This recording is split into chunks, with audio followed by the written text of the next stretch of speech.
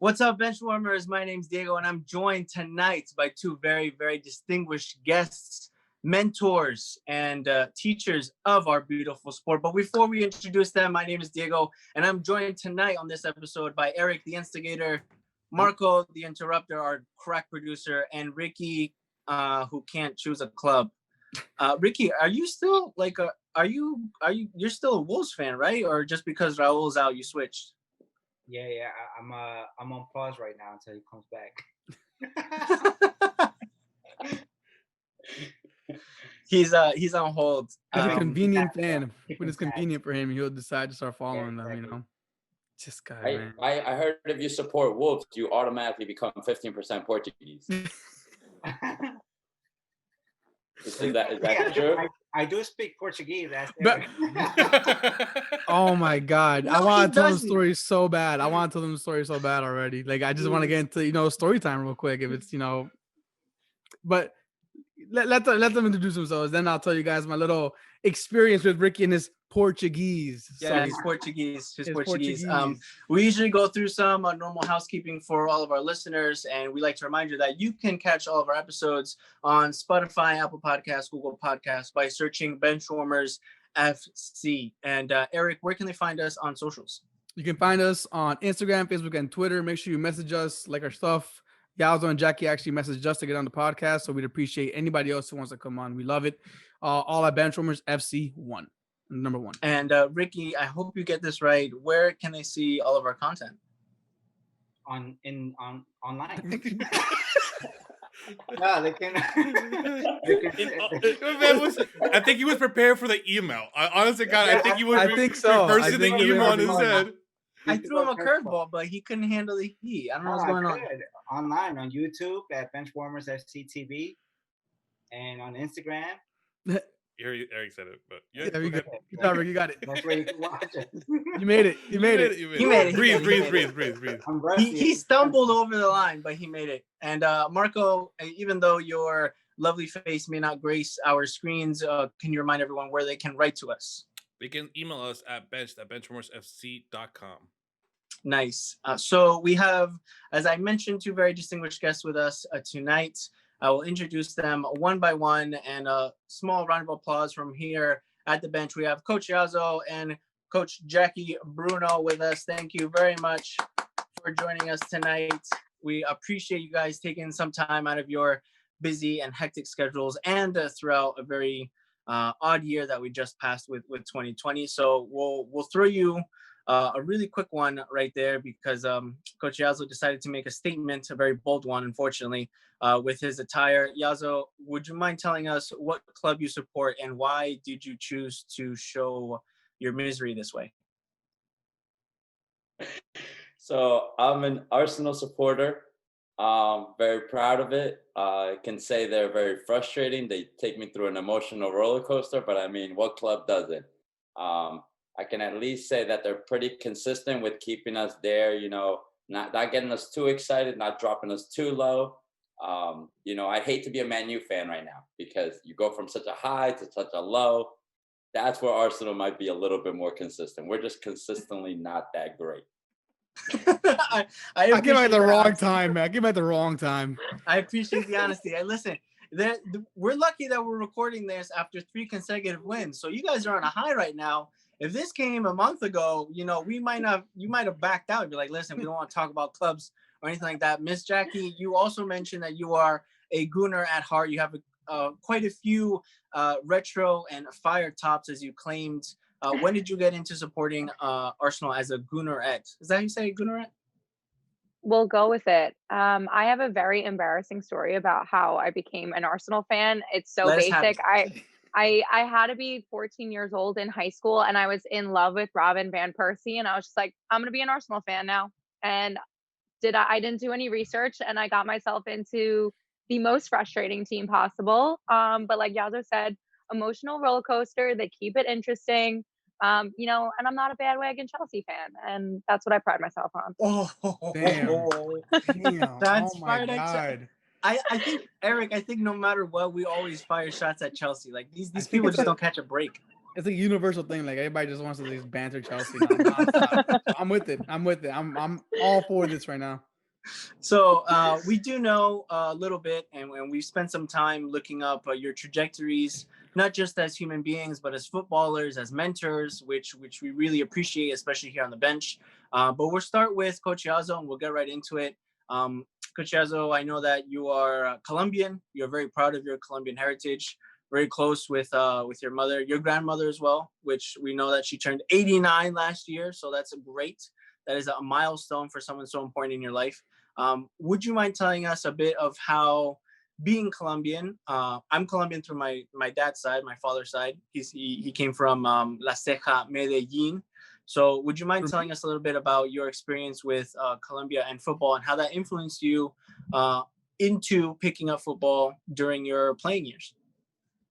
Right. I'll try to summarize it super quick, but I think I do have a really good story that might resonate with a lot of people, and I'm personally very proud of it. I was in Colombia until about the age of 9. I came here between the age of 9 and 10.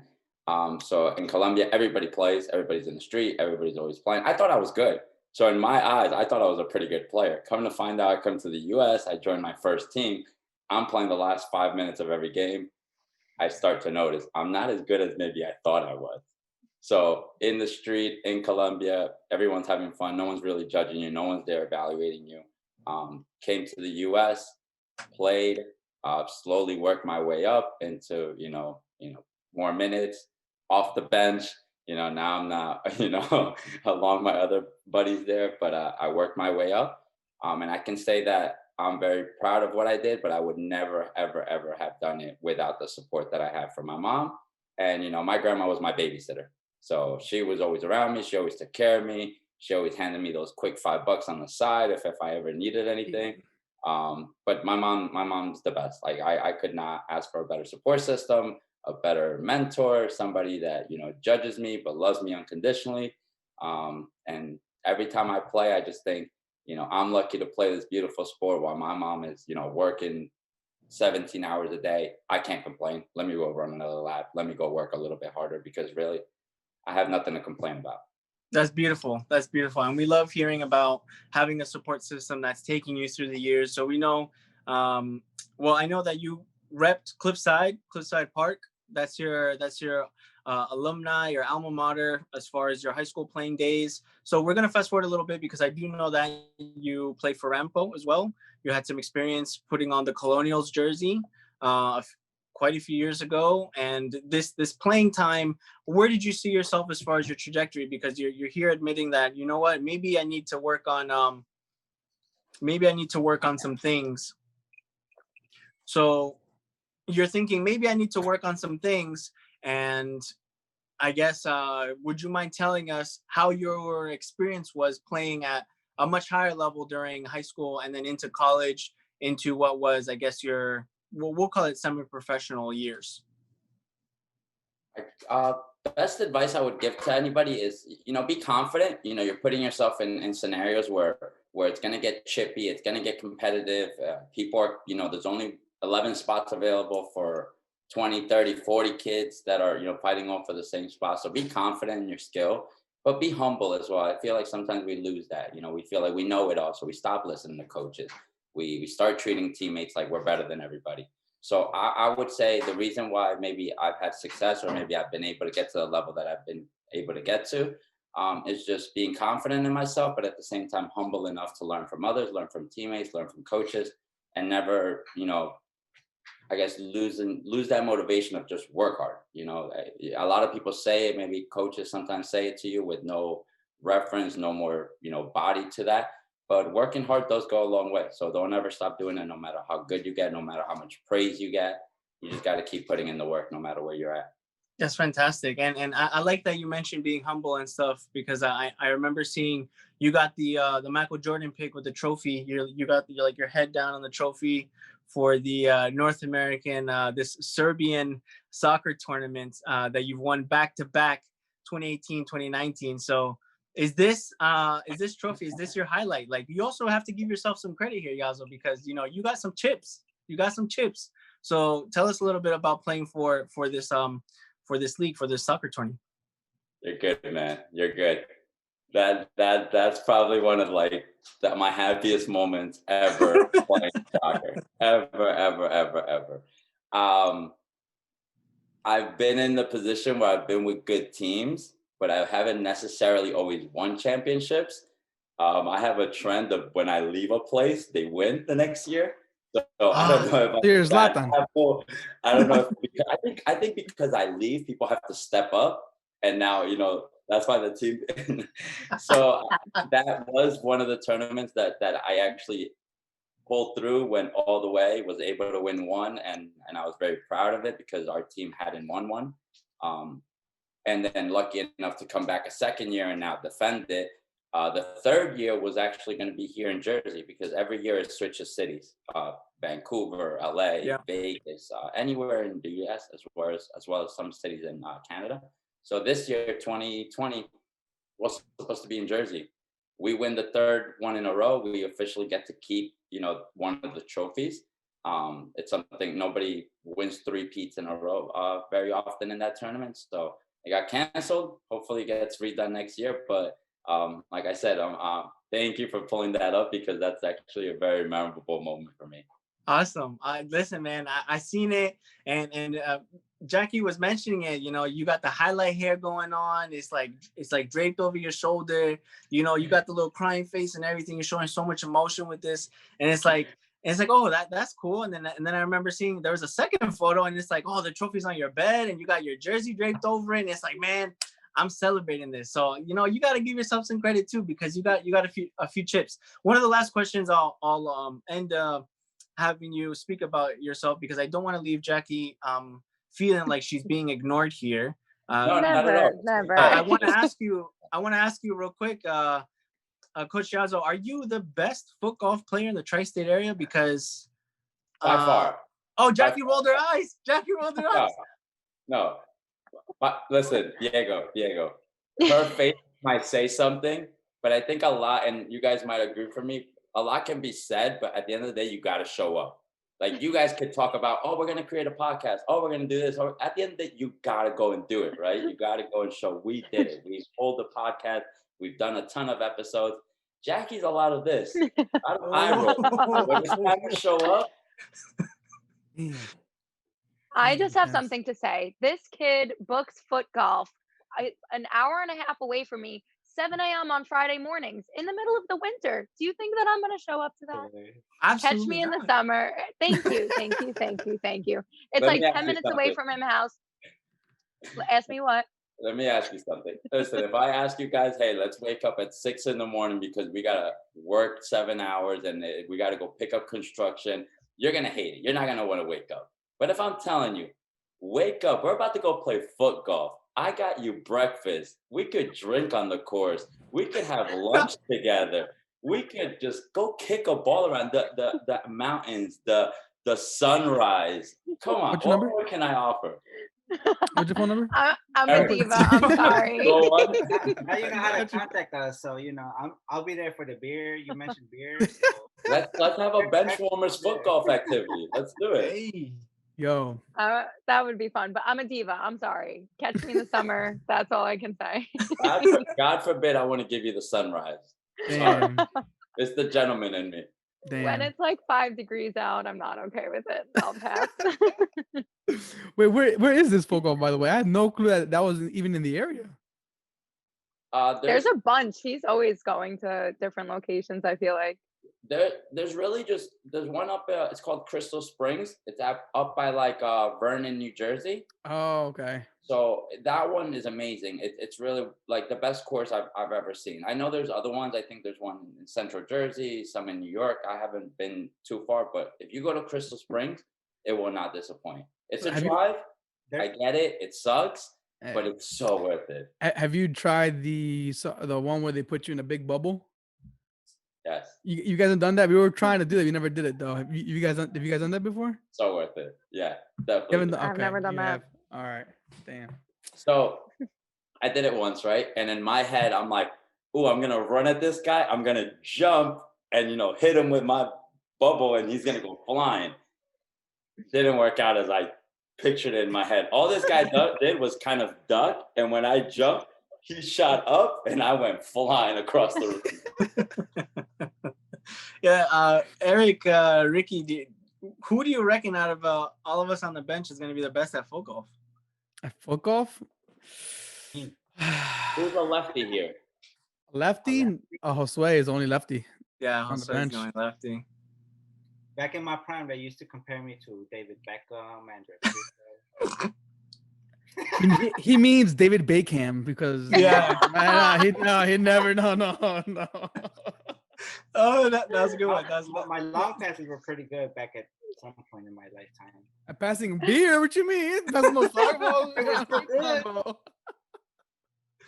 Oh man, listen, I appreciate the invite, Coach Yazo. It sounds like a very fun, exciting, riveting, romantic. I don't even care. Romantic.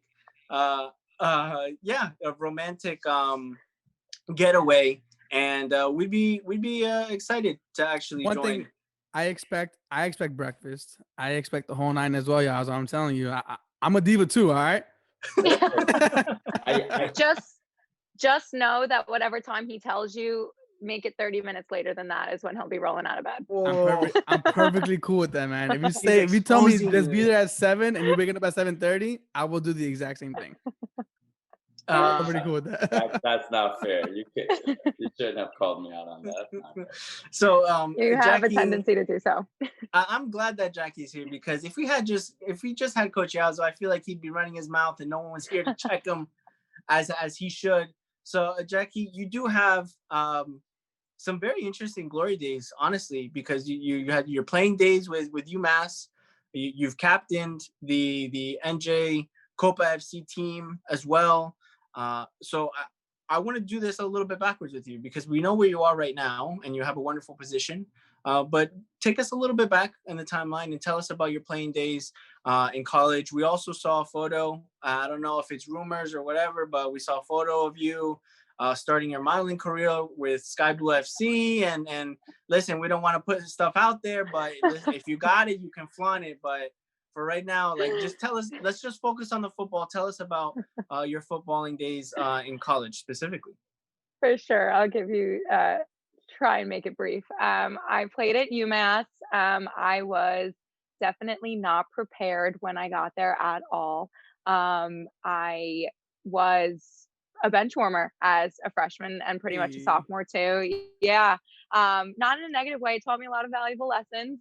Actually like learned what it meant to work hard and put a lot of effort into training day in and day out. But it was so awesome to go to a program of that size. I got to travel so many places. The first game I ever played was against UCLA. So I got to go to Texas A&M, play in front of like a couple thousand people. It was so much fun. But definitely took a while for me to grow into my own until I was, captain as a junior. And then into my senior year, such an amazing experience. I'm obviously a coach now and I influence a lot of young players, and I try and tell every single player that I come across, like, it should be a goal of yours to play in college. It's an amazing experience in those immediate years and it will take you so much further in your life. But then after college, I didn't know what I wanted to be when I grew up. And I was like, let me try and, ride this playing wave and see where I could go.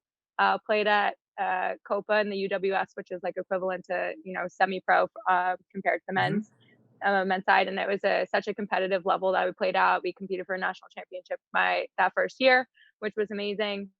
And then my brief stint at Sky Blue, I got picked up from an open tryout into their preseason roster for a month. But the level of play, like, I was not there. I was not ready. Playing against Kelly O'Hara and Christy Rampone, I was just like, I am not cut out for this. But it was a really great learning experience. And, I knew that I still wanted to try and play pro, but it was just going to take, a couple more years as semi-pro. And, eventually I went overseas. But I tore my ACL after signing a pro contract in Sweden. So that kind of put the nail in the coffin for me. At that point I was 24, which is, sort of old in the soccer world, at least on the female side, if you don't really have, too many professional years under your belt. So yeah, after that I quit, retired, quote unquote, and I got really back into coaching. I couldn't step away from the game. I did for a little bit, and I was a normal person. I got a 9 to 5 in sales, and it was absolutely miserable. So I got right back into coaching, and I'm a college coach now, so I couldn't have asked for a better position. I love what I do. I love my team. I love my girls. But yeah, it's a lot of mentoring. I'm trying to get them prepared for, later on in their life. Soccer is a reflection of what they're going to experience in the years to come. So always try and hammer those lessons home, as much as they hate me in the moment. And they're so sick of listening to me go on and on and on about how, I'm not mad at you, but your boss is going to be mad at you one day, X, Y, and Z. They're just like, coach, you're a bitch. Shut up. There's the first one. How is it mentally going into a team like Sky Blue FC and playing against these players? Like, I know physically is one thing, is probably the most demanding thing that you could do as an athlete, but mentally, how do you mentally prepare yourself, and how do you mentally prepare your girls, hey, look, if you want to get to this level, this is what you're competing against. It's a hard challenge. It was so intimidating, and like part of me always wanted to fangirl and be like, I looked up to you for like 10 years of my life, and now I'm standing on the same field as you. But you feel that way when you walk into training, but then you really just got to dial it back, realize what you're there for, what you got to do. And the level of focus at that, competing at that level is unbelievable. Like, your whole day is centered around training, and the 2 hours before, you're like getting in the zone, you're doing your activation, your prehab, everything at home before you even step into the training environment. Everyone is so dialed in, so 100% there 100% of the time. And it's hard to recreate those environments, because even though college is an extremely competitive environment, especially playing at a D1, but there's still a level where you're also a student at the same time, or you also have a social life to some extent. And it's just like a complete switch flip when you step into that environment with the pros, because everyone's just giving it their all, and that's what their whole life is reflected around. And so many, especially for competing in America, being an American, like the one goal is like be on the U.S. women's national team. Like, they're the holy grail of women's soccer players that and especially like there's girls on this team that I'm playing with that can actually achieve these things. And so it's just, they're always 100% of the time. But I think that's something that should trickle down a little bit more seamlessly. Like, there's too much of a gap from even when you're younger, when you go from club to high school and then high school to college. There's always just such a gap that I would love to see the college game be so much closer to the pro game, and the college game so much closer to the club game, just to make those transitions easier for all players. Yeah, that's intense. I give you It's props for that. intense. That's a hard thing. Yeah. There's the sound of it. When you mentioning like activation and wait, what is that? You lost me there. I'm like, all right, so I'm okay with getting there 10 minutes before a game, doing my 2 minutes of stretching. No. The day before, you're like, if I eat this at this time, will I feel okay for training the next day? Like, that's what you have to think about. That's what your whole life is. I live on the edge. DoorDash is always my phone, and so is Uber Eats. So I can, like, yep, I'm out. Guys. I'm out. I can't make it pro. It's tough. Eric's into folding quesadillas and stuff like that. What happened? I said you're into folding quesadillas nowadays. I mean, we did this. That's the first thing they saw when they come in, Ray. It's me showing quesadilla videos over here. So yeah, it does. It's not a good look. So what would you say, going off of what you said, what would you say is needed to get that trickle down effect into place? Like, what does American soccer need to become like more elite than it is now, but both on the men's side and the women's side, so that the kids, I guess, can start developing sooner? I think a lot of it has to do with coaching education. I don't know about you guys, but for a majority of my club career, like, there was someone's dad that was coaching us. Great guy, but at the same time, and knew the game relatively well to communicate like how to pass, how to control, like where to run.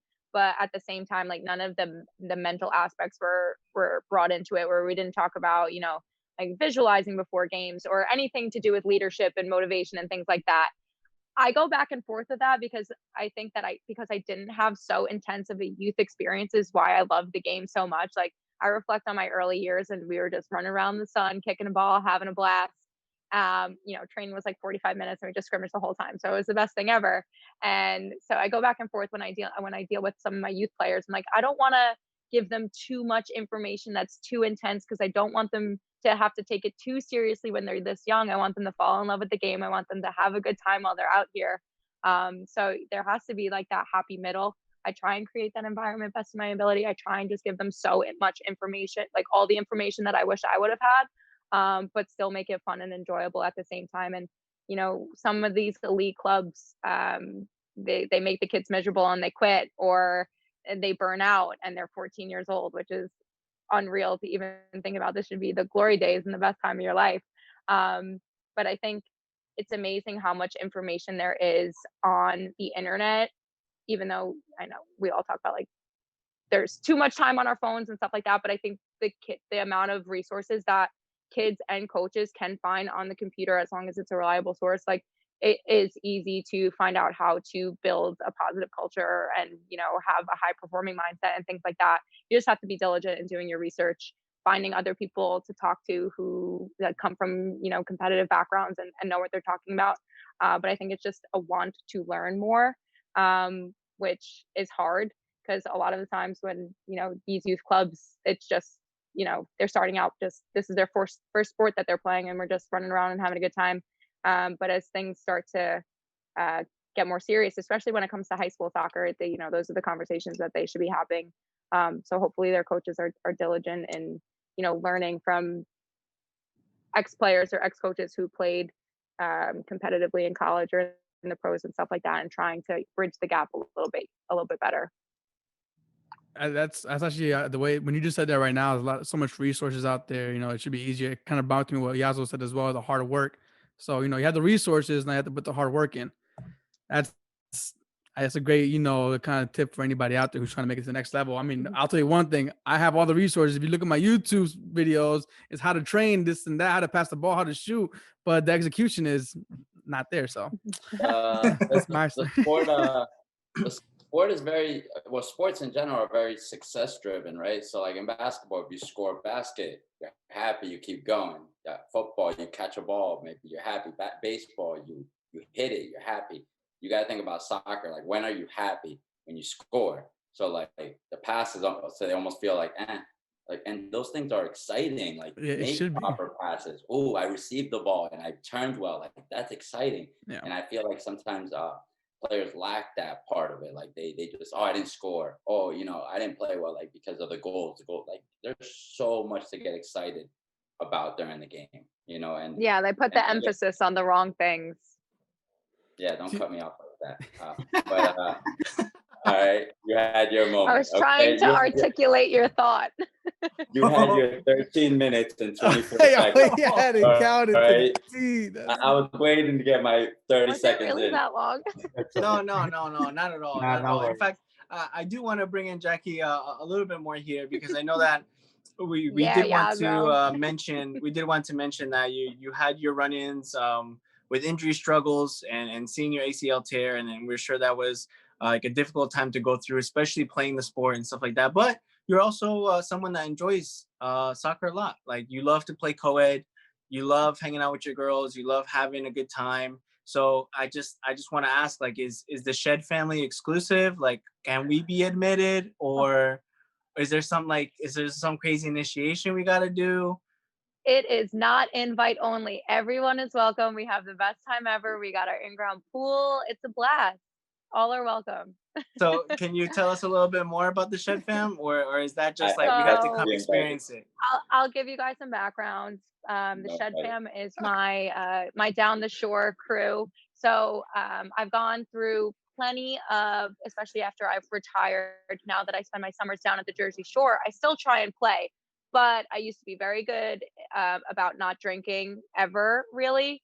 But now that my pro career has come to a halt, I show up to every single game severely hungover, and it's just my cross to bear.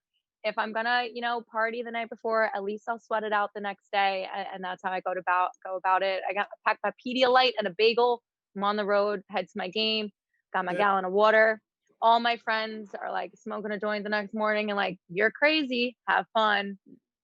But yeah, if you guys come on down to the shed, I'll show you a good time, and then we'll go out and play the next day. It'll be great. Hey, Bench, yo, we in it, Bench. You had me at being hungover, so that was it. You know, that's pretty much the Sunday that we play on, Ricky. We were hungover half the time. You know, you smell the alcohol in everybody's breath. I was like, all right, this is gonna be a fun game. I call that's soccer after 25. Like that's just what it is. Yeah. Maybe even 22. That's so true. That's hilarious. So we also do know that you have traveled a bit. You did mention Sweden, Europe. You've been to Hawaii. And how have these experiences helped you as far as like, yes, we know they're enjoyable and memorable personally, but maybe give us a small tidbit of how it helped you, I guess, maybe grow in a soccer sense. How did this help you, I guess, maybe even seeing or experiencing what football culture was somewhere else other than the US? 100%. It's being in Europe, it's wild from on both ends, men's and women's. There's just so much more of a hype around everything. Like I was playing at a mid-sized club, like nothing too crazy, but still our stadium was packed every time there was a game. There was just like so much more of an excitement around it. And I don't know why that's not like that here as much about like our local teams. Even so my brother lives in Portland, and like the Timbers and the Thorns are huge there. They don't have I think they don't have baseball, right, in Oregon. There's no professional MLB team, so like the only thing to do there is soccer, and he says it's just totally a different world. And when he was telling me that, I'm like, that's how it is in Europe, like that's how it is everywhere else other than here, which is so frustrating. I feel like I picked the wrong sport. But even being in Hawaii, it's the same thing there. They don't really have too many organized clubs or so many organized sports because it's hard for them to really travel outside of the island. So there's a lot of pickup going on. There's just like kids running around, always being outside. So even Hawaii feels like a foreign country sometimes to the US when you get a lot of kids here who are like football is the main thing or baseball is the main thing. And nobody really cares to play soccer as much as those other two sports. So I love, like, there's a newfound appreciation every time I go somewhere like that. But at the same time, it's like, man, why don't I live there? But it makes me want to continue to try and grow the game here because it's something everyone could get behind. It's the world game for a reason. So like I said, it's just like a newfound appreciation every time I go to a place that's like a big soccer culture. But it's unfortunate, like they have 10 leagues, 10 tiers of pros on the women's side, and there's like 1.5 here. So, which is wild because we're, one of the most successful as a nation. Right. Like so it really doesn't make sense. Absolutely. I agree. And as far as expanding the experience with soccer, Coach Yazo, you were recently at the Disney Showcase with your young girls team, and you were, I guess, coaching them through what was maybe a very marking experience for them. Do you think that events like this are what's needed, or can there be more grassroots? What's your take on things such as this showcase, which I'm sure was fantastic to be at? These events are definitely nice. I haven't been exposed to a lot of them. I'm lucky enough this is my second year attending it, but it's definitely a good event to showcase high school girls that are going into college. Whether they're already recruited or they're looking for that last, look from a coach. So these events are definitely good. I can't lie. I can't say I'm too familiar with all the showcases that are offered for women. But I know as I continue to coach and continue to get in these leagues and kind of learn, what competition goes after which one. I do hear that there is, but I like Jackie said, after college, like what is there? Because they either make it pro or they don't. There's no second division pro league that they can go to. It's almost like, and the leagues that are offered in the amateur level sometimes are too demanding. And you're not getting paid, but at the same time, they want you to travel an hour and a half or 2 hours to a game. And it's almost like I can't. I have a job. I have to get a job to support myself.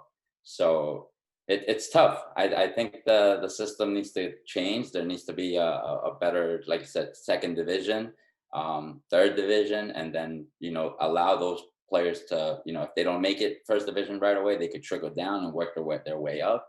But right now it's make or fail, and the other option is go to Europe. So I don't know. I know Jackie went to Europe, and I'm sure it's amazing, but I don't know, like financially or like career wise, the long run, it might scare you and you might want to head back. Right. Yeah, even the way the youth structure is here in America, there's so much emphasis on tournaments and there's so much emphasis on the college showcases and getting recruited that you never find yourself in like the smooth run of a season where you train Monday through Thursday for games on Saturday. And there's not as much consistency. It's like we go to these tournaments, we kill ourselves for 3 days where we're just trying to showcase ourselves. So I think that's not the same way it is in European countries where like I said, you train 5 days, then you have your game on Saturday. You train 5 days, have your game on Saturday.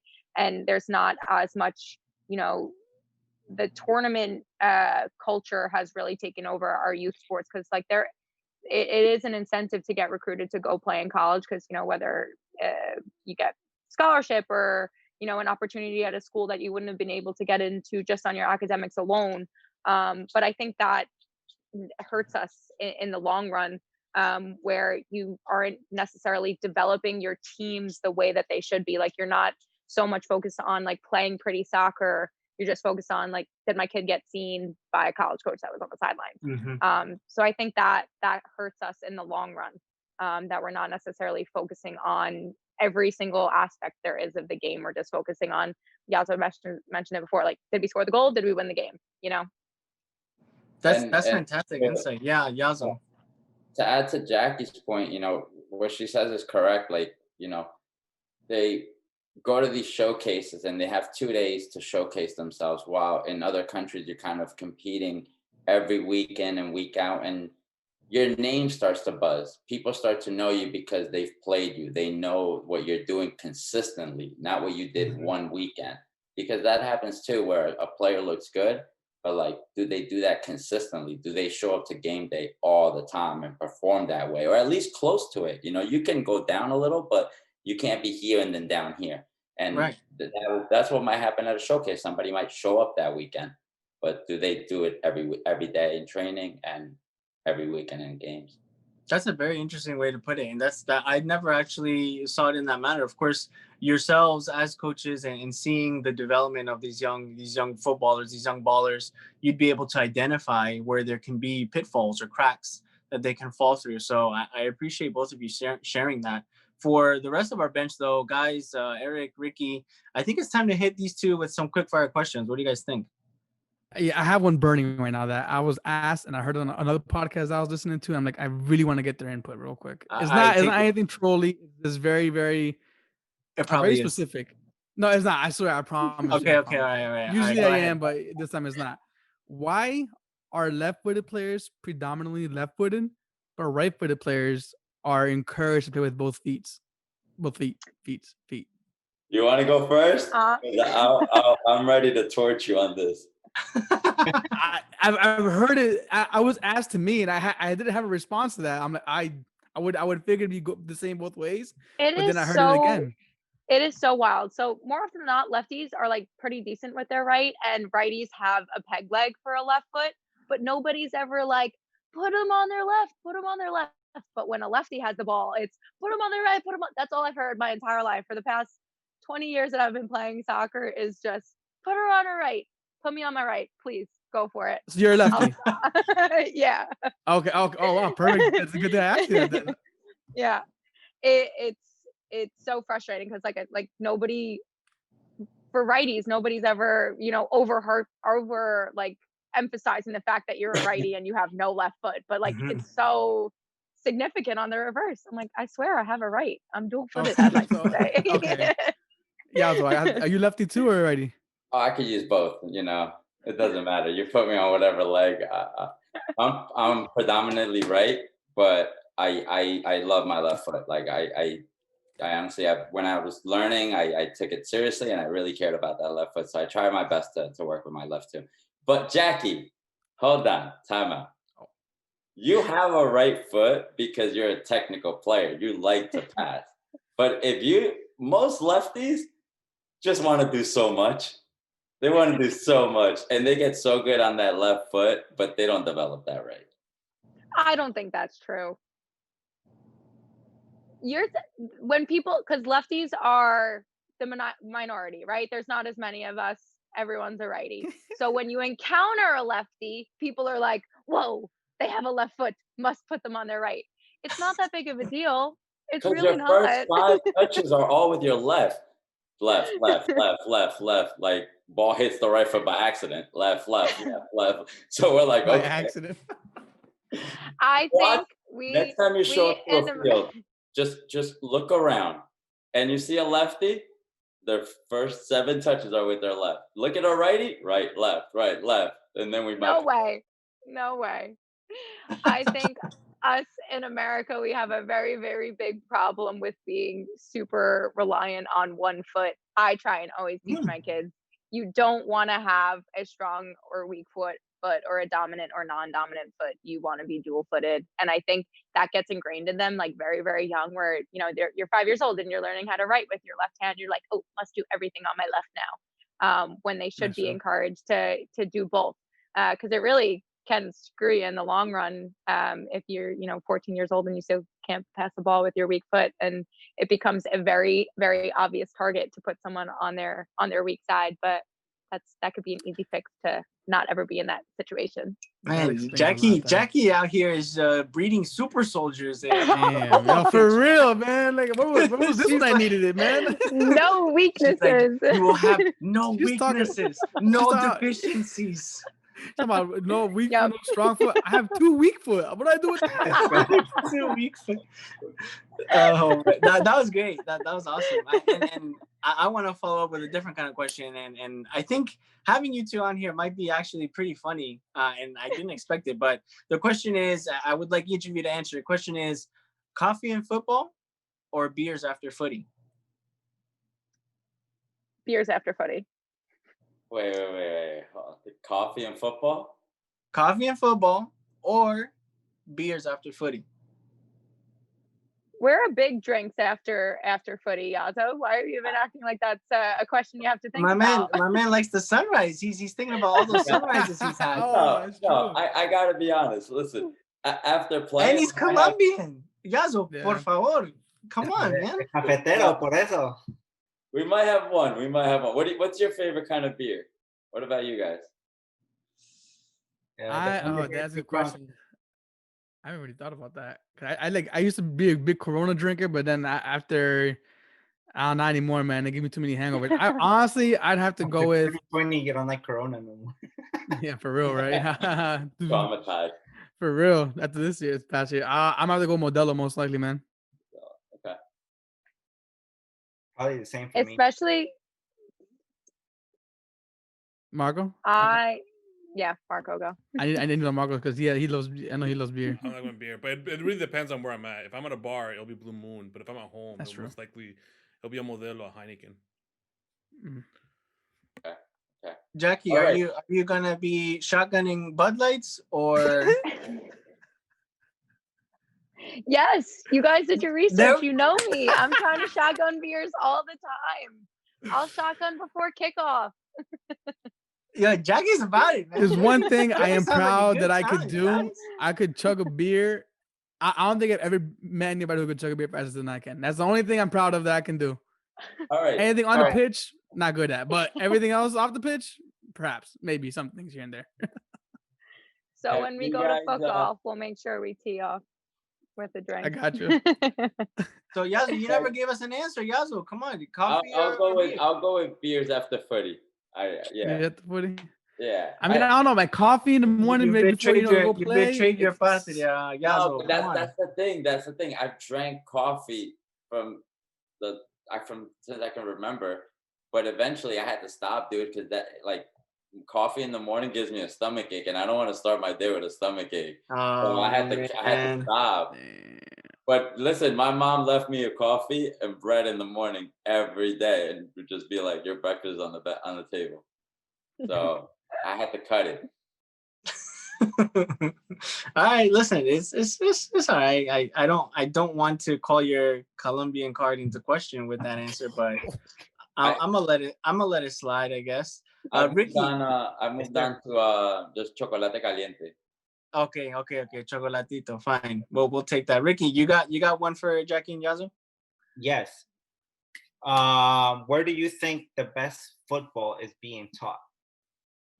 Not at Staten Island College of Staten. I'm know. Banter. I'm loving the banter. I love it. Jackie, don't. Well, according to Diego and Eric, I am breeding superstars, so I don't know what you're talking about. The next to me a ham come out of there. Come on. Every player I encounter turns to gold. Didn't you know? So, and this time next year, if I'm not in Europe, Jackie, I'm holding you accountable, okay? I'll train you starting tomorrow. Oh, shit. I ate bad today. That's not a good thing. Yazo, you want to answer that? Oh, man, it's tough because you guys seen the shift, right? You know, like Spain was killing it at one moment, so everybody wanted to read like everything they're putting out. Like, I want to read it. Like, who's coach there? I want to follow that coach. Then, you know, Germany kind of took over and they started doing some really good things.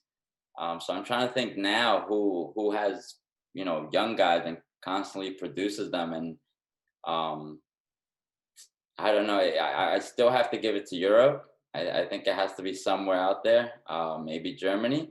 But props to us. I mean, a lot of U.S. guys now in foreign soil. So, yeah, you know, we're doing something good here, at least in the beginning, and getting them out there. And then these other clubs like Ajax, Dortmund. I know, you know, Portugal does a lot of good thing with young guys.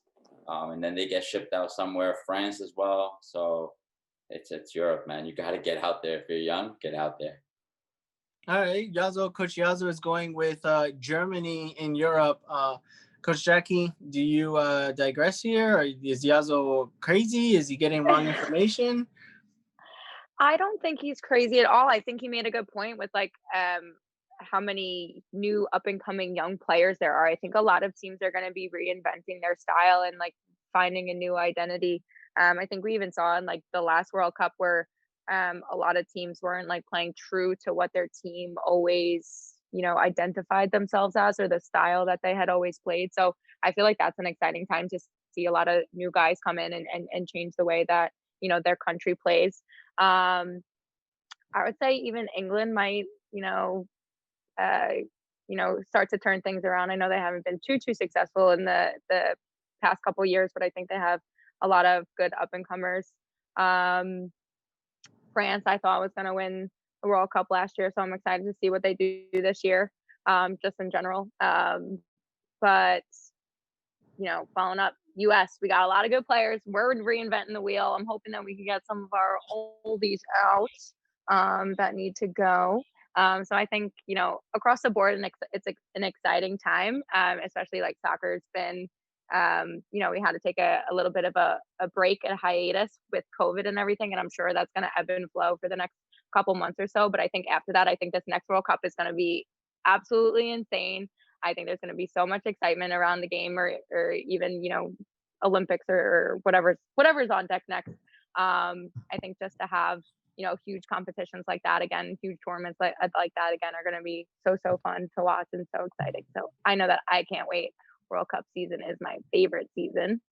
I'm sure it's for you guys too. Well, that's great. Quick question. I like Jackie giving a shout to England. Where are you gonna add, Eric?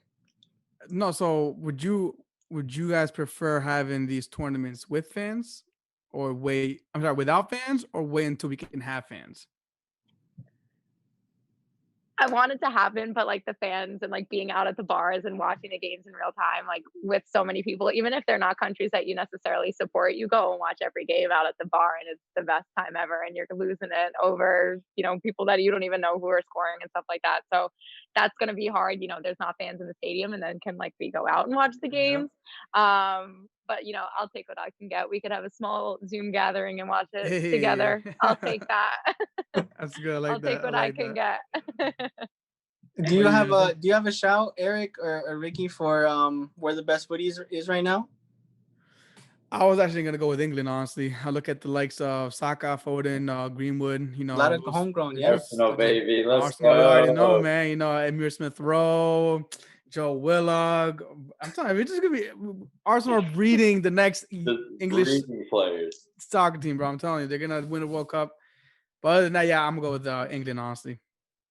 I was also thinking England for the same reason. Yeah, shut your convenient fan ass up, bro. I don't want to hear that. I think convenient fan is gonna be. I'm surprised you didn't say Portugal. For real. I would give a shout. Honestly, I felt like maybe the Dutch were going to have some sort of like their renaissance, because specifically they were in the mud for a while. Their national team wasn't performing. They weren't clicking well. And now you have this insane crop of very well drilled players on all sections of the pitch, whether it be defenders, midfielders, or forwards. So maybe them, but I like your shouts for England. And Jackie, just so that we can dispel any rumors, you were talking about old timers on the U.S. national team. Would these old timers that need to be kicked out and exiled, would they happen to be bald and their names rhyme with Michael Bradley or something like that? I don't know. Oh, Schmeichel Schmadley. Yeah. I feel like I've been saying sub Michael Bradley out of the center of midfield for the past 10 years. Like, I can't say it anymore. Why hasn't it happened? He has the best. I do have to give him credit for this. He has the best backward pass I've ever seen in my life. He's really, really good at playing backwards. Yeah. Sometimes. Yeah. And Altidore. I'm sorry, but I just have to, throw my opinion there as well. I hate Altidore. He's got to go. Yeah, I'm over them. It's time. It's time. We don't need them anymore. So moving on quickly, Coach Yazo, 3, 2, 1, go. Your favorite personal footballing memory? Favorite. So many. All right. Well, I was playing co-ed, right? And we had a corner kick. And I see this player like near the goal, just like waving her hand, like kick it at me. So I cross it in, right? Not thinking like she's gonna win a header. It's send it in. She does this half volley, and like I felt like I saw it in slow motion. Like I saw her just gracefully like turn sideways, and she's like sideways like this on the ground. I'm like, wow. And she hits off the crossbar, ricochets off. And it would have been an amazing goal. But you know those goals that hit the crossbar and also like look really, really cool? Like it was one of those. So that's probably my favorite memory. It was co-ed, that side. I'm your favorite soccer memory? Oh, wow.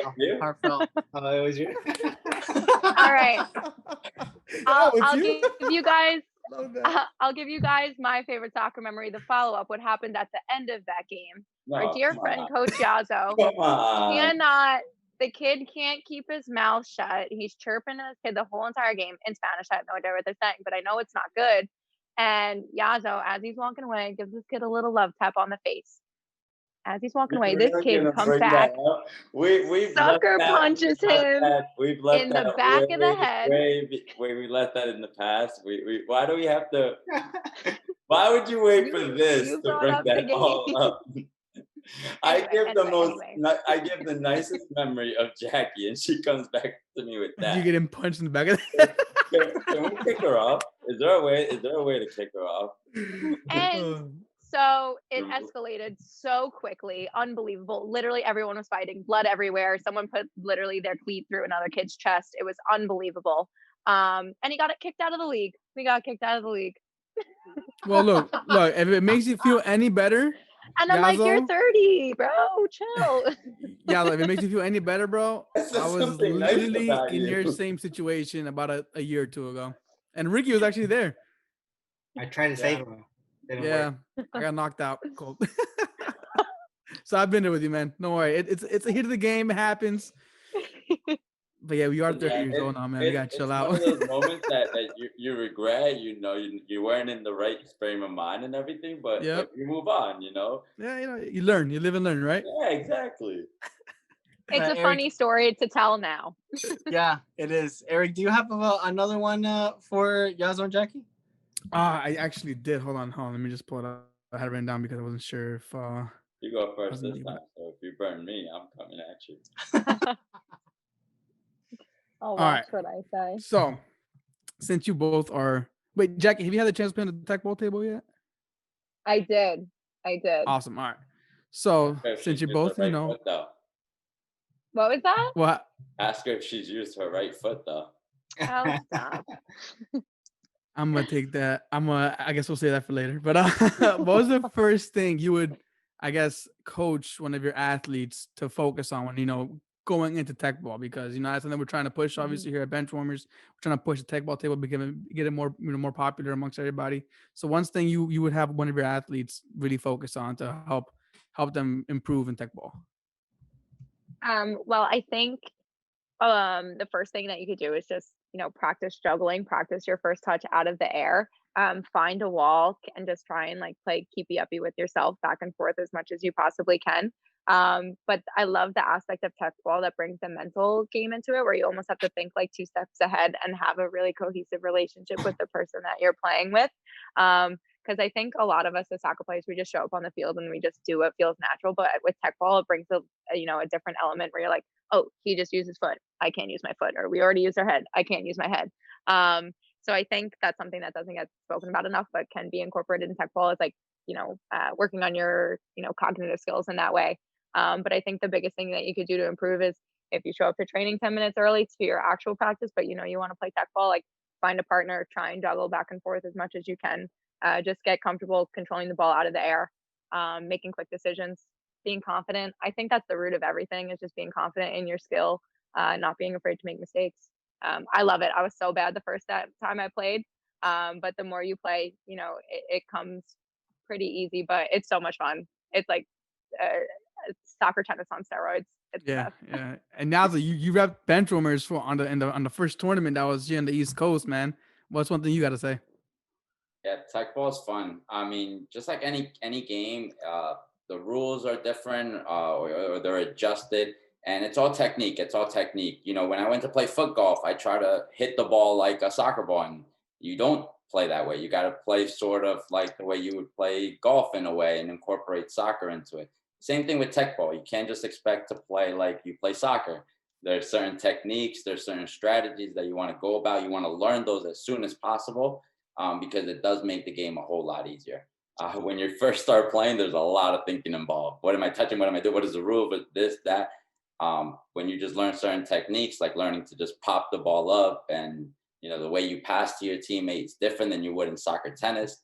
So it's all technique. Learn the little strategies, the little, how do I say, like strategies to do things, and you'll be fine. Enjoy it, because it's frustrating to try to enjoy it. It is frustrating. It's something to pick up off the rip is frustrating, but like as Jackie said, it's soccer tennis on steroids. That's a good way to put it. It's so Ricky, fun. It was the best. you got another question, so we can start wrapping up this episode with Jackie and Yazo. Eric took my question. It was going to be the tech ball one. You're such a convenient man, dude. I'm telling you, bro. I'm telling you, man.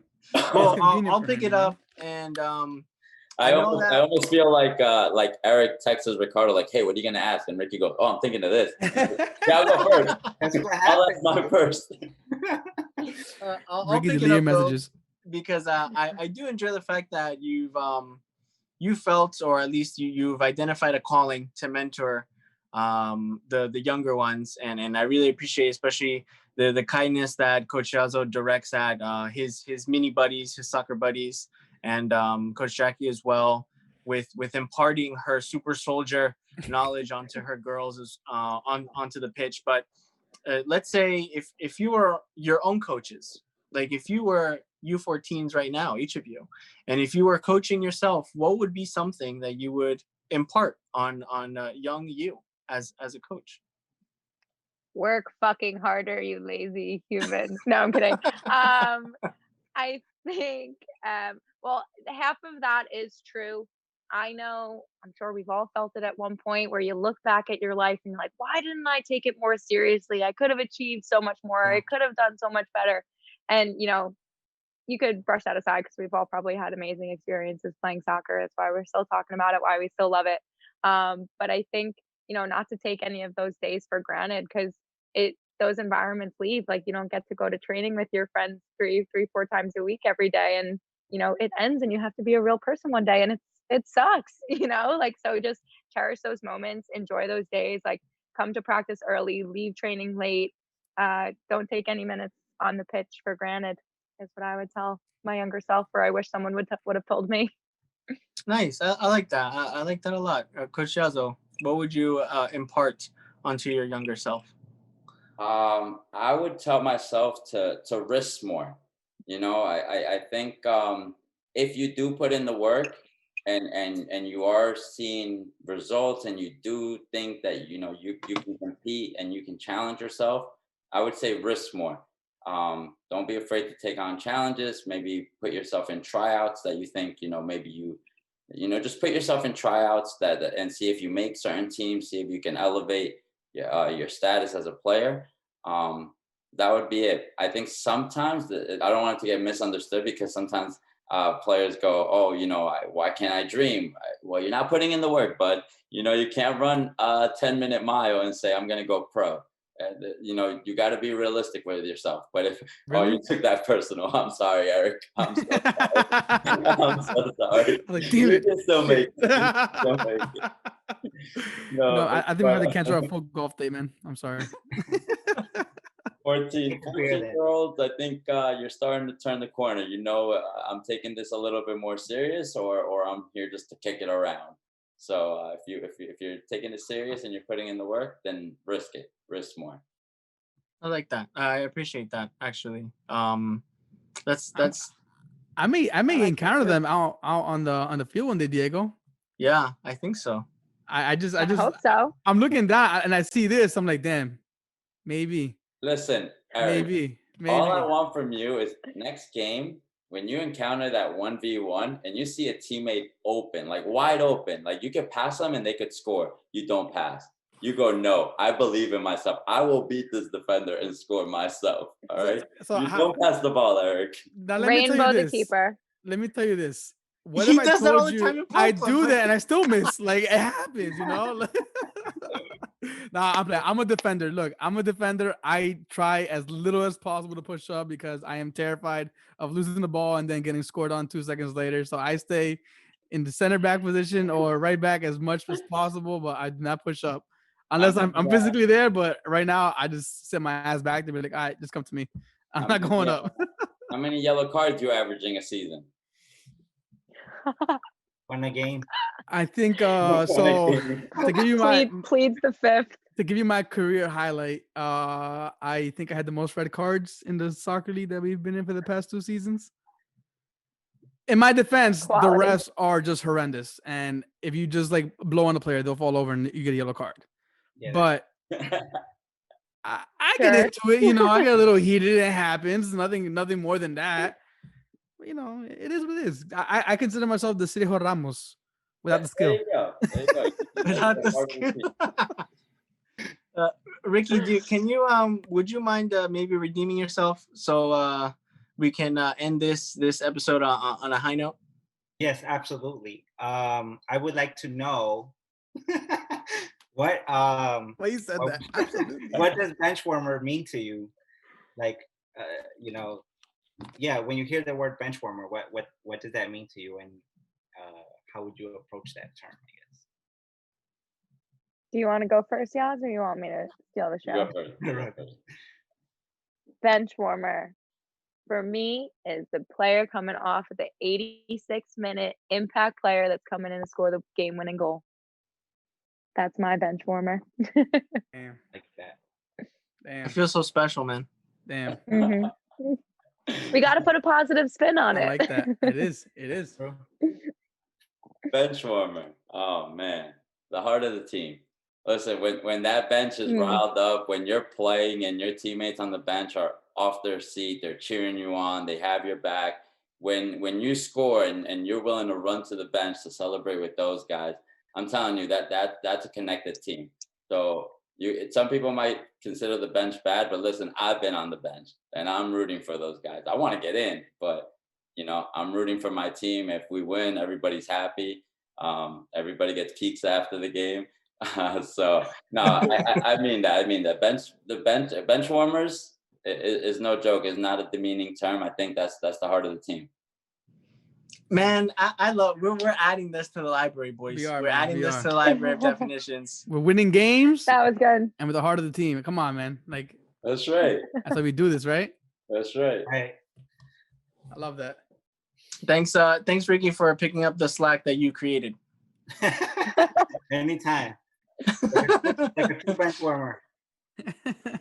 Well, this does mark the end of our awesome episode. We have gone well over our time, but I hope it was a fantastic time with both Miss Jackie Bruno, and Coach Yazo. Thank you both very much for imbuing us with your knowledge. I hope you've seen that gif of the little kid with the book and he's like scooping it up into his head. And I've been listening to you guys telling us all of your coaching stories and your footballing experiences. Eric, I think this was a successful episode because it was awesome. With a football date, I got an invite to the shed. We're all gonna have a good time next summer. This is gonna be awesome. You guys have to come back on. Honestly, like we really appreciate you guys coming on, and we have to have you guys back on. I want to see Yazo on in May just to know if Arsenal really did end up being consistently not so great. If you'll stand by that. Top 10. Listen, man, we're there. We're there. You know, you got to set attainable goals.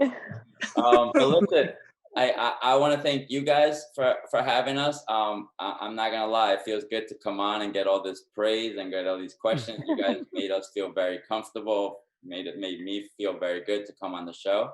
But Jackie and I wanted to learn from you guys. You obviously been doing this for quite a while. We think a podcast would be a pretty cool idea. We have no idea how to run it. You guys run this extremely, extremely well. Thank you for having us on it. It was a fun experience for me. Great. Great. Yes. Same. You're a well-oiled machine out here, Benchwarmers. So a lot of fun. Thanks for having us. Well, we'll take that. We'll take that with a lot of pride. And just to sign off, and I don't want to keep repeating myself, would you two kindly let us know, would you plug in the academies that you are currently working for? I know Yazo was trying to, stick you in the side there a little bit with the credibility of your institution. But Jackie, you can go ahead and let us know a little bit more about the your day-to-day, so to speak, just so we can sign off on that high. Yes, well, I am a Division II college coach, College of Staten Island. We're the Dolphins, fins up. Follow us, please support us. But me and Yazo actually coach at the same club. We both coach at FC Copa, where you could find us out in New Jersey, strangling little ones. Just kidding. That's more my approach, not necessarily his. But yeah, I mean, I post a fair share amount of soccer on my own Instagram page, JB in the Sky, if you want to follow. Otherwise, CSI Women's Soccer. Please support. Awesome. As clean and concise, Yazo. A quick little shout out to your institution as well. Yeah. So like Jackie said, we're both part of FC Copa, both as coaches, both as players for the senior sides. So definitely come check us out. You can follow just fccopa.com on Instagram. Go to the website fccopa.com. You'll see us at programs. You'll see us with our teams. And if not, you'll catch us at your local co-ed league. Except if we've been kicked out. maybe in the following seasons. Maybe in the following season we can catch them in the co-ed league. So just to wrap up, my name's Diego, and we've been joined tonight by Eric, the instigator, Ricky, the convenient fan, Marco, the interrupter, our crack producer. And just to remind everyone, we're the Benchwarmers. This is the bench with a voice, where the bench is always warm. Peace, everybody. Peace.